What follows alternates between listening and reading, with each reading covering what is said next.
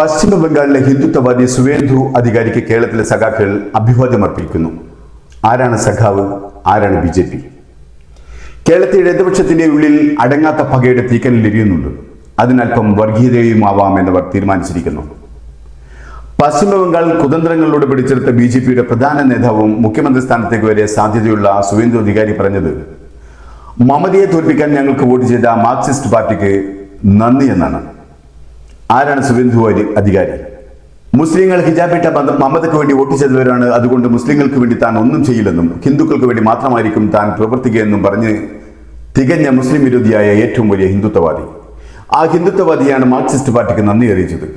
ആ ഹിന്ദുത്വവാദിക്ക് അഭിവാദ്യങ്ങൾ അർപ്പിക്കുകയാണ് ഈ കൊച്ചു കേരളത്തിലെ മതേതരവാദികളായ സഖാക്കൾ. നോക്കൂ, ഇതൊരു ഇടതുപക്ഷക്കാരന്റെ പ്രൊഫൈലാണ്. ഈ പ്രൊഫൈൽ കണ്ടാൽ അറിയാം ഇടതിനെ മാത്രം ചങ്കിലേറ്റുന്നുണ്ട് ഈ സഖാവെന്ന്. ഫേസ്ബുക്കിൽ നിരന്തരം പാർട്ടിക്ക് വേണ്ടി പടവെട്ടുന്ന സഖാവാണ്. ആ സഖാവാണ് തീവ്ര ഹിന്ദുത്വവാദിയായ സുവേന്ദു അധികാരിക്ക് അഭിവാദ്യം അർപ്പിക്കുന്നത്. അപ്പോൾ പിന്നെ കേരളത്തിൽ BJPയുമായി നീക്കുപോക്കില്ലെന്ന് എങ്ങനെ പറയും? ആര് വിശ്വസിക്കും?